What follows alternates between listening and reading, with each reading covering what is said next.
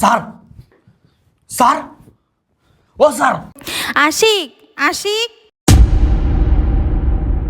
আশিক, আশিক, এই আশিক, এই উঠো। আরে তুমি?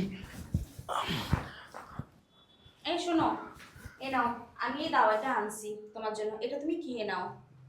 দাওয়াই? হুম। আরে এটা কিসের দাওয়াই? আরে দেখো, আমি তোমাকে অনেক জায়গায় ডাক্তার দেখিয়েছি, অনেক চেষ্টা করলাম, অনেক টাকা পয়সা খরচা করলাম, কিন্তু কোথাও না তোমাকে ভালো করতে পারলাম না। তাই আমার বান্ধবী আমাকে এই সাজেশনটা দিয়েছে, বলছে একটা কবিরাজ আছে, ওর কাছ থেকে দাওয়াইটা খাওয়াইলে তুমি খুব সুস্থ হয়ে যাবে আর খুব তাড়াতাড়ি। ও আচ্ছা, ঠিক আছে। খাও।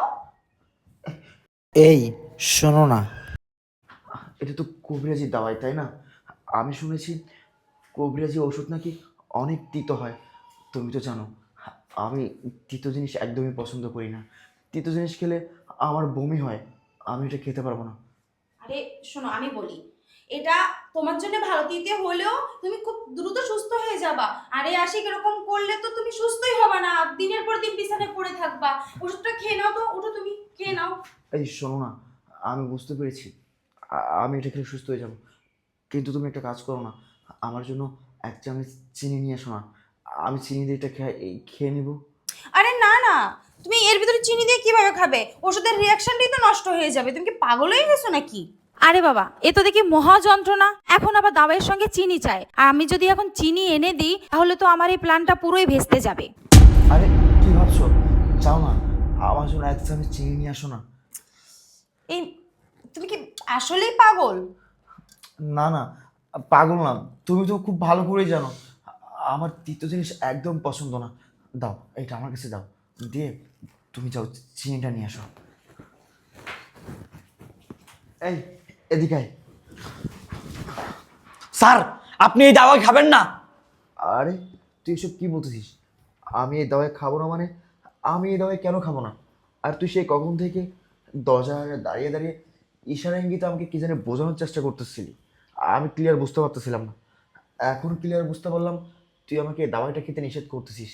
আসলে কি হয়েছে আমাকে বলতো। স্যার এই দাওয়ার ভিতরে ম্যাডাম বিষ মিশিয়েছে। কি বলিস? এই দাওয়ায় তোর ম্যাম বিষ মিশিয়েছে? আরে তোর কি মাথা নষ্ট হয়ে গেছে? তোর ম্যাডাম আমাকে অনেক ভালোবাসে। তোর ম্যাডাম আমার এই অসুস্থতা দেখে সে কবিরাজের কাছে গিয়েছে, গিয়ে আমার জন্য এই দাওয়াইটা এনেছে। অনেক কষ্ট করে সে আমার জন্য দাওয়াইটা এনেছে। এখন আমি যদি এটা না খাই তোর ম্যাম অনেক কষ্ট পাবে। আর তুই সেখানে কি বলতেছিস এখানে তোর ম্যাডাম বিষ মিশিয়েছে? তোর হয়তো বা কোথাও ভুল হচ্ছে রাজু। স্যার আমার কোথাও ভুল হচ্ছে না, আমি যা বলছি একদম সত্যি কথা বলছি। আপনি যদি এই দাওয়াই খান স্যার, তাহলে আপনি আর দুনিয়ায় থাকবেন না স্যার, আপনি মারা যাবেন স্যার। আরে রাজু, তুই কিন্তু এখন আমার ধৈর্যের বাঁধ অতিক্রম করে ফেলছিস। তুই এসব কি বলতেছিস? বারবার একই কথা বলতেছিস আমি এটা খেলে মারা যাব মানে? শোন, তোকে তো আমি আগেই বললাম তোর ম্যাডাম আমাকে অনেক ভালোবাসে। আর এটার ভিতরে যে তোর ম্যাম বিষ মিশিয়েছে সেটা তুই কীভাবে জানিস? আর তুই সত্যি বলছিস না মিথ্যা বলছিস সেটাই বা আমি কীভাবে জানবো? স্যার আপনি একটু ধৈর্য ধরুন, আমি আপনাকে সব খুলে বলছি। স্যার আপনি দীর্ঘদিন অসুস্থ থাকার কারণে ম্যাডাম অধৈর্য হয়ে যাইতেছে। স্যার আপনি তো ম্যাডামকে অনেক ভালোবাসেন, কিন্তু ম্যাডাম আপনাকে বিন্দু পরিমাণও ভালোবাসে না। স্যার আপনি কি জানেন, আপনি অসুস্থ থাকার কারণে ম্যাডাম অন্য একটা ছেলের সাথে পরকীয়া করে, আর এই পরকীয়া নাগরের সাথে প্ল্যান করে যে আপনাকে এই দাওয়ার ভিতরে মিশিয়ে এই দুনিয়া থেকে সরিয়ে দিবে। আর স্যার আপনার যত সয় সম্পত্তি আছে সব ম্যাডামের নামে করে নিবে। স্যার আপনি হয়তো আমার কথা বিশ্বাস করবেন না, তাহলে স্যার একটা কাজ করুন, স্যার আপনি আমাকে এই দাওয়াইটা দেন, এই দাওয়াইটা ফেলে আমি আপনাকে খালি গ্যালেজ দিয়ে যাচ্ছি। তারপর ম্যাডাম আসলে বলবেন আপনি এই দাওয়াই খেয়ে ফেলেছেন। তার কিছুক্ষণ পর স্যার আপনি একটু মরার অ্যাক্টিং করবেন, তারপরে স্যার আপনি বিশ্বাস করবেন আমি সত্যি বলছি কিনা মিথ্যা বলছি। স্যার এটা দেন আমার কাছে। কি ব্যাপার? কাজের ছেলে আমাকে সব কি বলতেছে? সব কিছু তো আমার মাথার উপর দিয়ে যাইতেছে। না না, দেখি ওর কথাই সত্যি নাকি আমার ভালোবাসার মানুষটা আমার সাথে এসব করতে যাচ্ছে। আমি তো এইসবের কিছুই বুঝতে পারতেছি না। স্যার এনেন। এই শোন, তোর কথা অনুযায়ী আমি সব কিছু করতেছি। তোর ম্যাম আসলে বলবো আমি এই দাওয়াইটা খেয়ে নিয়েছি, তার কিছুক্ষণ পর আমি মরে যাওয়ার অ্যাক্টিং করব। তারপর যদি তোর কথার সাথে সব ঘটনা মিলে যায় তাহলে তোর কপাল ভালো, আর যদি তুই মিথ্যা বলে থাকিস, মিথ্যা প্রমাণিত হয়ে থাকে, তাহলে কিন্তু রাজু আমার থেকে খারাপ আর কেউ হবে না, স্যার বলে দিলাম। স্যার ম্যাডাম আসছে, আমি গেলাম। আশিক, আশিক, এই দেখো আমি তোমার জন্য চিনি। আরে কি ব্যাপার, দাওয়াইটা কোথায়? আসলে আমি তো দাওয়াইটা খেয়ে ফেলেছি। আরে তুমি না আমাকে বললা যে তুমি এই তিতা দাওয়াইটা খেতে পারবে না, তাহলে কিভাবে খেলে? আমি তো তোমার জন্য চিনি আনতে গেছিলাম। হ্যাঁ, আসলে আমি চিনি ছাড়া খেতে পারতাম না, কিন্তু আমি ভাবলাম আমার বউ আমাকে ভালোবেসে এত কষ্ট করে কবিরাজের কাছে গিয়ে দাওয়াইটা নিয়ে আসছে, এটা যদি আমি এখন এভাবে না খাই তাহলে তো সে কষ্ট পাবে। আর সব থেকে বড় কথা, তুমি তো বললে দাওয়াইয়ের সাথে চিনি দিয়ে মিশিয়ে খেলে নাকি কাজ হবে না, তাই আমি নিঃশ্বাস বন্ধ করে এটা খেয়ে নিয়েছি। নাও, গ্লাসটা নাও। যাক, তুমি ভালো একটা কাজ করেছো, কারণ এই চিনিটা মিক্স করলে এই দাওয়াইটার কোনো মূল্যই থাকতো না। হ্যাঁ, এই জন্য তো আমি খেয়ে নিলাম। আহ! আহ! এই এই হেমা, আরে আশিক, হেমা, আরে আরে হেমা, আশিক, আশিক, আরে কি হচ্ছে তোমার? আরে আমার গলাটা ভীষণ চুলকাচ্ছে। আরে হেমা, তুমি, হেমা, আমি আমি আমি কি করব এখন? আশিক, আচ্ছা শোনো, আমার ভীষণ কষ্ট হচ্ছে। আহ! আশিক। যাক, আপদটা বিদায় হইছে, টেনশনটা মুক্ত হইলাম। আরে কি একটা বিশ্রী লাইফ আমার, সারাদিন খালি হ্যার সেবা করতে করতে আমার জীবনটা তেজপাতা হয়ে গেল। গড, আজকে আমার ডাক্তারের কাছে নিয়ে যাও, কালকে কবিরাজের কাছে নিয়ে যাও, আজকে এই টাকা খরচ করো। ও গড, ডিসকাস্টিং লাইফ। এবার আমি একটা কল করি আমার বাবুকে। আরে আমার ফোনটা কই? এই যে।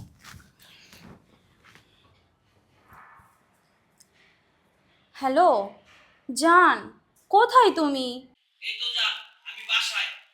আরে শোনো, আমরা যে প্ল্যানটা করছিলাম সেই প্ল্যানটায় পুরো সাকসেস। আপদটা রাস্তা থেকে বিদায় হয়েছে, তুমি ঝটপট করে চলে আসো বাসায়। কি বলো জান, তুমি সত্যি বলছো? হ্যাঁ সত্যি বলছি, আমি তো বুঝতেই পারি না যে আমাদের প্ল্যানটা এত সুন্দরভাবে সাকসেস হবে। যাই হোক, তুমি তাড়াতাড়ি চলে আসো, আর দেরি করো না। জান তুমি দাঁড়াও, আমি তাড়াতাড়ি আসতেছি। আচ্ছা ঠিক আছে, রাখি তাহলে। হ্যাঁ,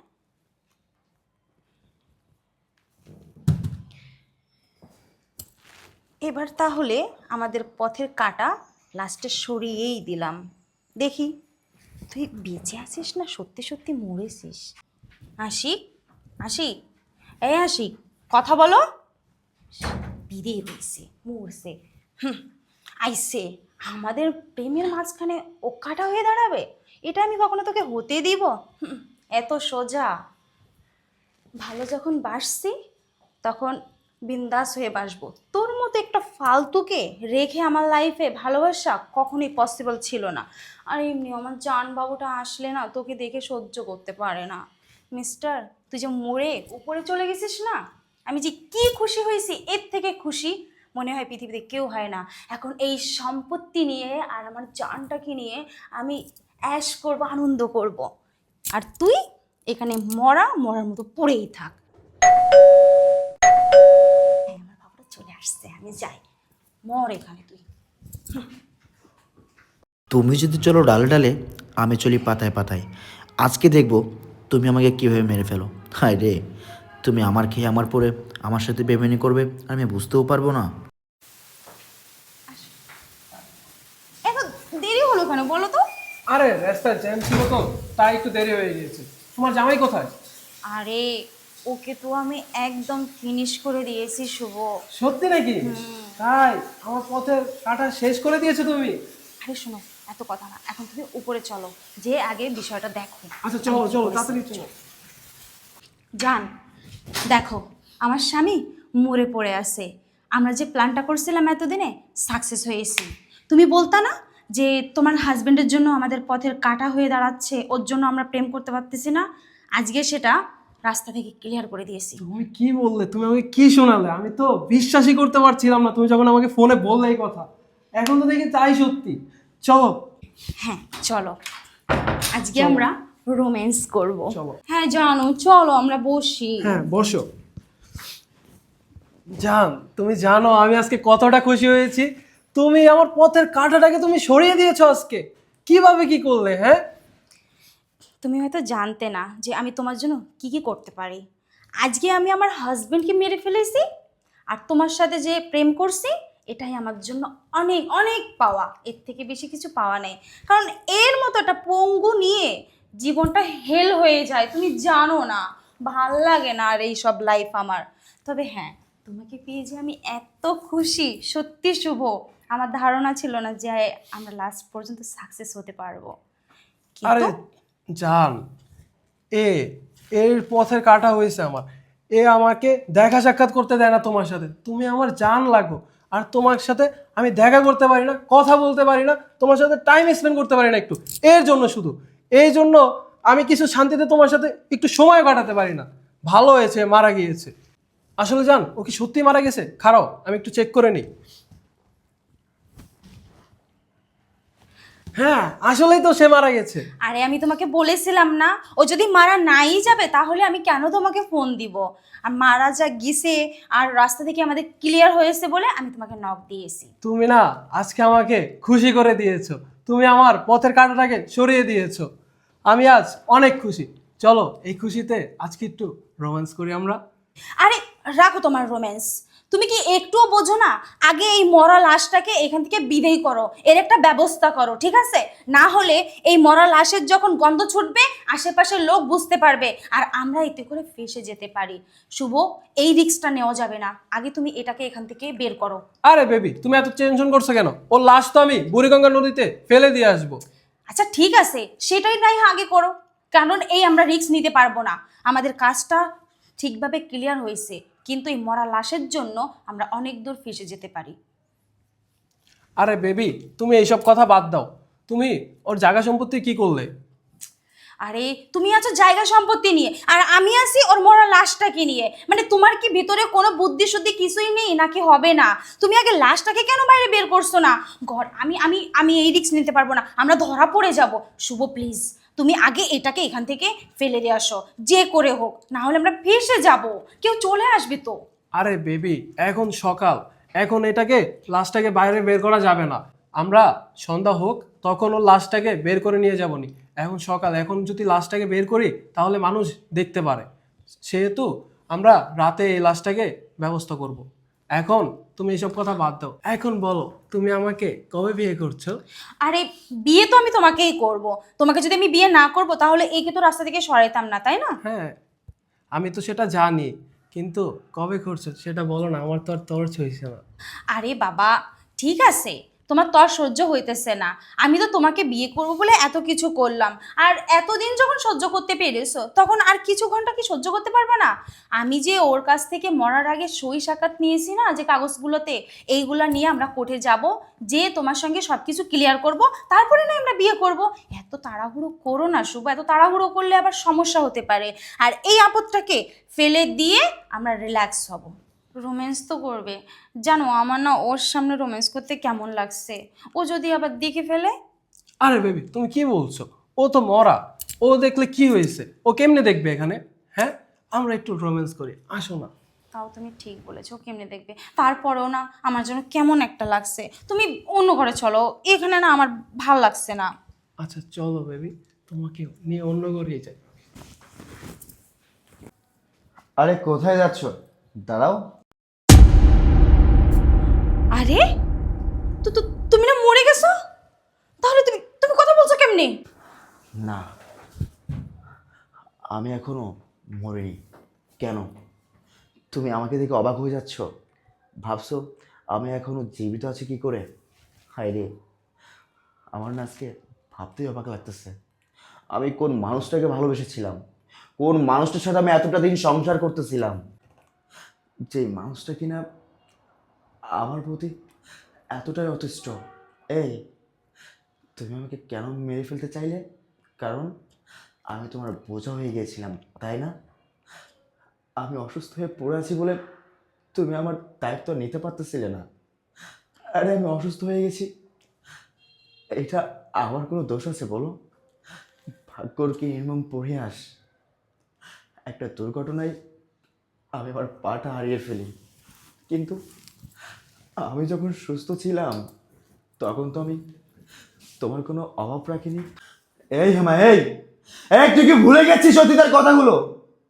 আরে এই যে আমি আমি তো অসুস্থ ছিলাম না, আমার তো পা ঠিক ছিল। তুই তো খুব ভালো করেই জানিস আমি তোকে ভালোবেসে বিয়ে করেছি। আমি তোকে ভালোবাসি বলে, আমি তোকে বিয়ে করেছি বলে আমার বাবা মার সাথে আমার আজকে 5 বছর হলো সম্পর্ক নেই। আমি তোকে বিয়ে করেছি বলে আমার মা আমার সাথে কথা বলে না, আমার বাবা আমার সাথে কথা বলে না। জানিস আমি শুধুমাত্র তোর জন্য, শুধুমাত্র আমি তোর জন্য আমার বাবা মার সাথে সম্পর্ক নষ্ট করেছি। আজকে না আমার বাবার কথা, আমার মার কথা আমার ভীষণ মনে পড়তেছে। আমার মা আমাকে বারবার করে বলেছিল, বাবা তুই যে মেয়েকে বিয়ে করতে যাচ্ছিস না, সেই মেয়েকে বিয়ে করে তুই কোনোদিন সুখী হতে পারবি না। আজকে আজকে আবার সেই মার কথা হাড়ে হাড়ে মনে পড়তেছে। আমি যদি আমার মার কথা অমান্য করে তোকে সেদিন বিয়ে না করতাম না, তাহলে আজকে আমাকে এই দিনটা দেখতে হতো না। এই তুই কি ভুলে গিয়েছিস আমি যখন তোকে বিয়ে করে ঢাকা শহরে প্রথম আসলাম না, আমি ভেবে কুল পাচ্ছিলাম না কি করব। আমি কোথাও চাকরি পাচ্ছিলাম না। শেষ পর্যন্ত আমি ডেলিভারি ম্যানের জব করি। এই আমি এই যে আমি মানুষটা দেখতেছিস, আমার একটা পা নেই আজকে। কিন্তু যখন আমার পা ছিল, যখন আমি ডেলিভারি ম্যানের জব করতাম, সারাটা দিন আমি গাধার মতো পরিশ্রম করতাম। সারাটা দিন আমি মাথার ঘাম পায়ে ফেলতাম। এত এত পরিশ্রম আমি কার জন্য করতাম? তোর জন্যই তো করতাম, তাই না? সারাদিন যখন আমি ডেলিভারি মানে কাজ করতাম না, দিন শেষে যখন আমি বাসায় আসতাম, তোর এই মুখটা দেখে আমি সারাদিনের কষ্টগুলো ভুলে যেতাম। আমি ভাবতাম আমার ভালোবাসার মানুষের মুখটা দেখলে আমি সব কষ্ট ভুলে যাই। আরে আমরা ডেলিভারি ম্যান। এই আমি যখন ডেলিভারি ম্যানে জব করেছি, আমি চাইলে তো আমি চাইলে তো একটা দিন ঘরে বসে থাকতে পারতাম, তাই না? কই, আমি তো একটা দিন ঘরে বসে থাকিনি। কারণ দেশে যদি অরাজকতা সৃষ্টি হয়ে যায় না, তারপরেও আমাদের মতো ডেলিভারি ম্যানরা, আমাদের মতো দিনমজুররা, আমাদের মতো শ্রমিকরা কখনো ঘরে বসে থাকার সুযোগ পায় না। কারণ আমাদের মতো শ্রমিক, আমাদের মতো ডেলিভারি ম্যান, আমাদের মতো দিনমজুররা যদি একদিন ঘরে বসে থাকে, তাহলে তোদের মতো স্ত্রীর সকালে পূরণ করবে কি করে? দেখ না, দেখ না ভাগ্যর কি নির্মম পরিহাস। আজকে আমি আমার আজকে অ্যাক্সিডেন্টে, দুর্ঘটনায় আমি আমার পাটা হারিয়ে ফেলেছি। মাত্র 2 থেকে 3টা মাস আমি ঘরে বসে আছি। তুই আমার স্ত্রী, তুই তুই আমার সেবা যত্ন করিস, তুই সেই ক্ষেত্রে আমার প্রতি অতিষ্ঠ হয়ে গিয়েছিস। আমার প্রতি অতিষ্ঠ হয়ে তুই পরকীয়া এবং ন্যাক্কার সম্পর্কে জড়িয়ে গিয়েছিস। আরে একটাবার তুই চিন্তা করলি না যে মানুষটা আমাকে এতটা ভালোবাসতো, যে মানুষটা আমার জন্য তার পরিবারের সাথে সম্পর্ক নষ্ট করেছে, সেই মানুষটিকে আমি কিভাবে ঠকাচ্ছি? সেই মানুষটাকে ঠকানোর আগে একটাবার তো তো একটাবার তো তোর বোঝা উচিত ছিল তোর ভিতরে কি বিবেক বলতে কিছু আছে। আমার তো মনে হয় না তোর ভিতরে বিবেক বলতে কিছু আছে।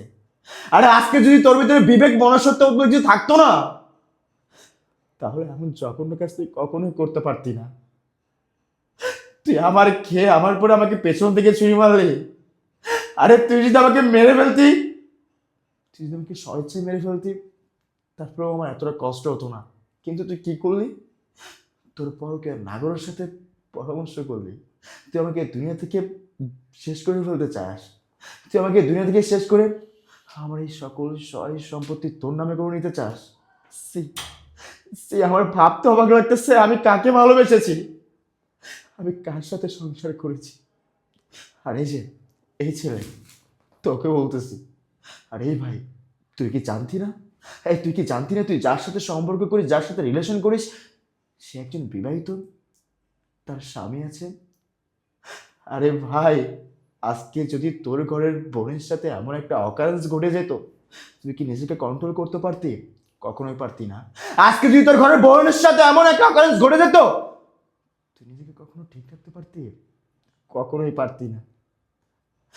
তাহলে তুই আজকে আমার বউর সাথে এমন একটা জঘন্য কাজে লিপ্ত হওয়ার আগে একটাবার তো তোর বোঝা উচিত ছিল, আমি যে মানুষটার সাথে পরকীয়া এবং ন্যাক্কার সম্পর্কে জড়াচ্ছি, সেই মানুষটার হাজবেন্ড আছে, সেই মানুষটার সংসার আছে। আমি তোকেই বা কি বলছি, কারণ যেখানে আমার ভালোবাসার মানুষ, আমার ভালোবাসার স্ত্রী আমাকে বুঝলো না, আমার খেয়ে আমার পরে আমাকে পেছন থেকে ছুরি মারলো, সেখানে আমি বাইরের লোকের কথা বাদে দিলাম। আচ্ছা হামা, তুই আমাকে একটা কথা বলতো, তুই আমার সাথে এমন জঘন্য কাজটা কেন করলি? কেন করেছিস বল? এই চুপ করে আছিস কেন? কথা বল। বিশ্বাস করো আশিক, আমার মন মানসিকতা এরকম ছিল না। আমি আমি কেন জানি না কি থেকে কি করে ফেলছি। তবে দেখো, আমি আমি সত্যি তোমাকে অনেক ভালোবাসি।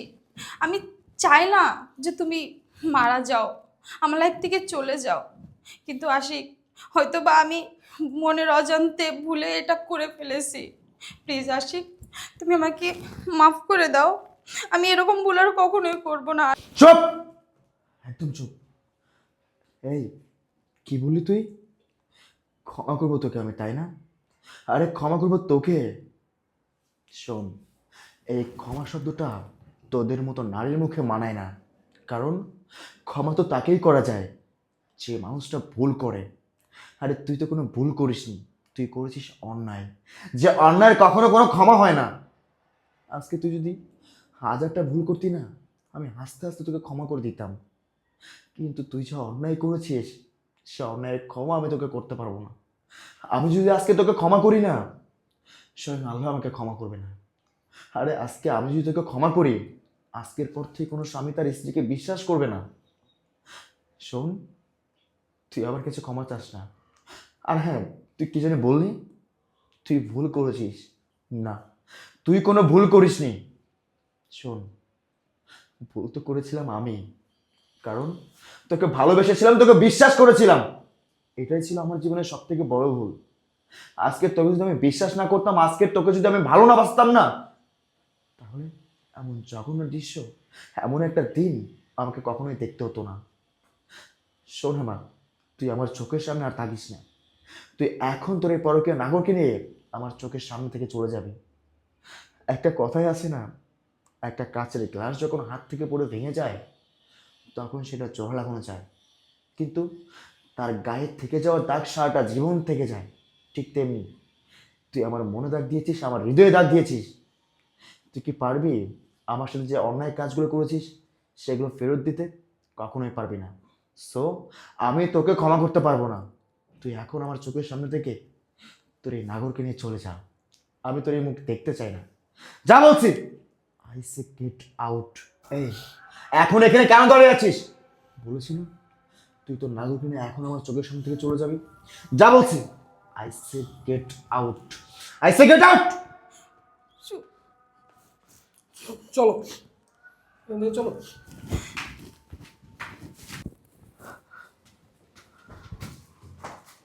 স্যার, আপনি কান্না করেন না স্যার। আপনি কান্না করলে স্যার আমার কষ্ট লাগে স্যার। স্যার, আপনি হয়তো বা আমাকে এই বাড়ির কাজের ছেলে ভাবতে পারেন, কিন্তু স্যার আমি কখনো আপনাকে আমার সাহেবের চোখে দেখিনি স্যার।